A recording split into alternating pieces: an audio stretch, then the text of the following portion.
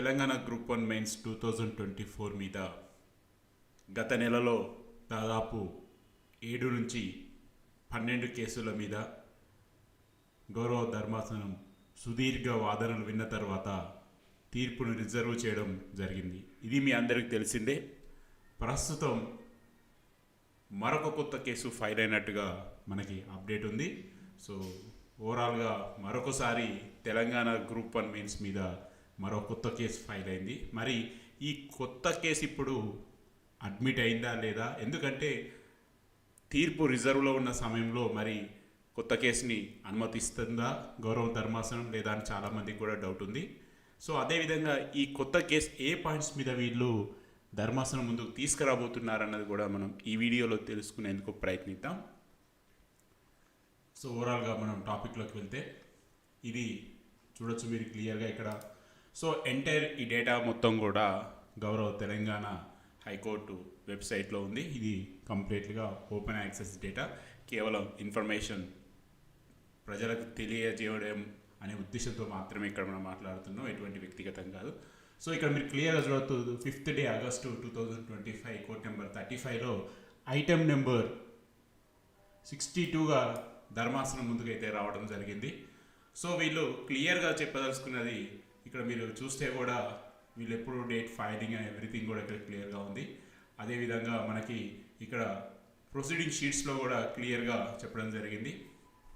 So వీళ్ళు కంప్లీట్గా 1:1లో select అయినటువంటి అభ్యర్థులుగా తెలుస్తుంది. సో వీళ్ళు మేజర్గా లేవనెత్తిన పాయింట్ జెల్ పెయిన్ గురించి. సో ఆల్రెడీ టీజీపీఎస్సి ఇన్స్ట్రక్షన్స్లలో క్లియర్గా జెల్ పెన్స్ వాడరాదు అని చెప్పేసి ఒక నిబంధనని చేర్చినట్టుగా క్లియర్గా ఉంది. సో కొంతమంది అభ్యర్థులు జెల్ పెన్ని ఉపయోగించి 1:1 సెలెక్ట్ అయినటువంటి క్యాండిడేట్లో ఉన్నారు అని చెప్పేసి వీళ్ళు ప్రధానంగా లేవనెత్తిన అంశం ఇది. దీని మీద వీళ్ళు ధర్మాసనం ముందుకు రావడం జరిగింది. సో ధర్మాసనం ఒక దశలో తీసుకోవాలా వద్దా అనే ధోరణి నుండి ఫైనల్గా కౌంటర్ ఫైల్ చేయండి అని చెప్పేసి క్లియర్గా మెన్షన్ చేయడం జరిగింది వాళ్ళకి. సో టీజీపీఎస్సిని క్లియర్గా కేసుకి సంబంధించి అదేవిధంగా పిటిషనర్లకు సంబంధించి పూర్తి వాదనలని తర్వాత వింటాం. మొదటిగా మీరు కౌంటర్స్ ఫైల్ చేయండి అని చెప్పేసి ధర్మాసనం అయితే చెప్పడం జరిగింది. 17వ తారీఖుకి వాయిదా వేయడం జరిగింది. సో ఓవరాల్గా చాలామంది అభ్యర్థులకి ఒక రకమైనటువంటి అనుమానం, అదేవిధంగా అపోహ ఉంది. జడ్జిమెంట్ రిజర్వ్లో ఉన్న సమయంలో ఈ కేసు ప్రభావం ఎంత ఉండొచ్చు అని చెప్పేసి. సో ఇక్కడ ప్రతి ఒక్క పాయింట్ కూడా చాలా క్షుణ్ణంగా ఆలోచించిన తర్వాతనే వీళ్ళు ఫైల్ చేస్తున్నట్టుగా కనబడుతుంది. ఎందుకంటే మీరు గమనిస్తే ఒక ఓఎంఆర్ ఎగ్జామ్, అంటే ఒక ఓఎంఆర్ బేస్డ్ కాంపిటేటివ్ ఎగ్జామ్లో బబ్లింగ్ సరిగ్గా చేయలేదని చెప్పేసి ఒక లిస్టు, అదేవిధంగా హాల్ టికెట్ నెంబర్స్ కరెక్ట్గా బబ్లింగ్ చేయలేదని చెప్పి ఒక లిస్టు, అదేవిధంగా సెలెక్ట్ అయిన వాళ్ళు అని చెప్పి ఇలా రకరకాల లిస్ట్ని అయితే మ్యాక్సిమం అన్ని పబ్లిక్ సర్వీస్ కమిషన్లు అయితే రిజల్ట్స్ అప్పుడు ఇవ్వడం జరుగుతుంది.